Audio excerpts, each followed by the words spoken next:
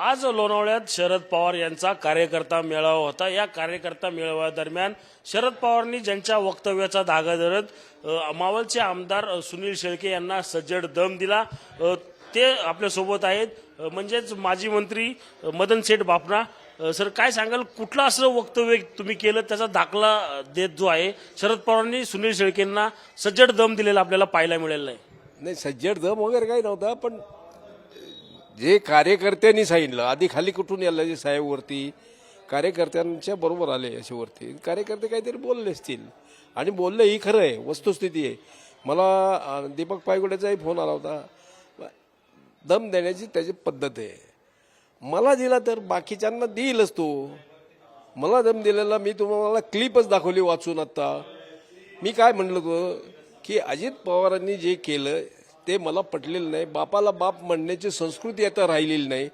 यात चुकीचं काय मी बोललेलं नाही। शेमणं पोरगा सुद्धा सांगेल आज की हे जे झालंय ते बरोबर नाही। शरद पवार साहेबांना या वयात अशा पद्धतीने सगळं त्यांची जडणघडण करून घडून सगळं तयार केलेलं आणि त्या जातात तर जातात पुन्हा काय म्हणतात, शरद पवार हुकुमशाही पद्धतीने राहिले। कोण म्हणतात?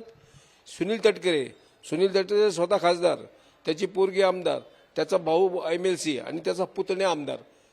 आता एका घरात 4 पद दिली साहेबांनी, म्हणजे ही हुकुमशाही झाली ना साहेबांची। बाकीच्या कार्यकर्त्यावर अन्याय नाही झाला का त्याच्यामुळं? मग हे जर आम्ही बोललो तर तुम्ही आमच्यावर मला सांगणार तुम्ही मदन बापनाने आमच्या नेत्याबद्दल बोलले तर मी पाहून गेलो, अरे मी तुझा नेता कोण? कधीपासून झाला शरद अजित पवार तुझा नेता? तो काल आला पक्षात, काल झालं ते सगळं। मी तो लहान असल्यापासून पाहतोय, मी पालकमंत्री होतो। अजितदादा साधा बारामतीत कार्यकर्ता होता, चांगला काम करायचा। अजितदादाचं काम चांगलं आहे, याच्याबद्दल वादच नाही। याच्याबद्दल मी साहेबांकडेच त्याची शिफारस केली, साहेब चांगलं काम करतो, मी पालकमंत्री असताना बारामतीला पाहिले, याला द्या खासदारकीचं तिकीट। किती कार्यकर्ते असतील त्यांना सुनील शेळकेंनी जे दम दिला किंवा सांगितलं असेल की यावं नाही म्हणून? असं आता माहीत नाही, मला ते नंबर नाही सांगता येत। 5-10 लोकांना त्यांनी दिला असेल, पण हे सिद्ध करता येतं का? दम दिला, मी तुम्हाला आता दम दिला, हे नंतर सिद्ध करता येतं का? ते काही चॅनलवर का फोनवर बोललेलं नाही, हे सिद्ध करता येत नाही। माझ्याकडे मला दम दिला ते सिद्ध का करता येतं का? माझ्याकडे आहे ना क्लिप, ती ही क्लिप ही आहे क्लिप, म्हणजे मग बाकीच्या कार्यकर्त्यांना काय दिला असेल ना दम, मला देतो मग कार्यकर्त्यांना जरूर देणार तो। असं मावळच्या आमदारांनी थेट पवार साहेबांनाच आव्हान केलेलं आहे। फार लहान आहे तो, हिमालयावर हे सूर्यावर थुंकण्यासारखे, हिमालयाला आव्हान देण्यासारखे।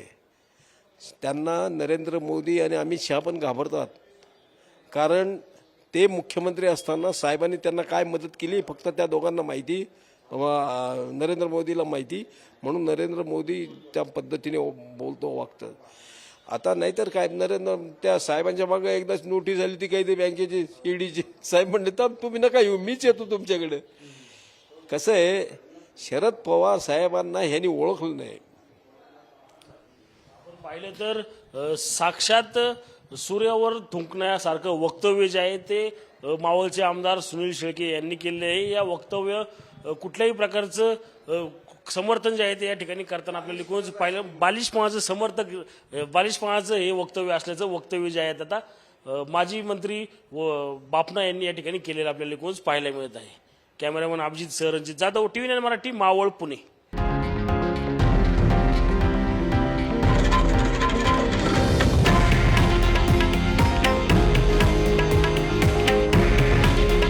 हे आहे देशातील नंबर 1 न्यूज नेटवर्क आणि आपण पाहत आहात TV9 मराठी।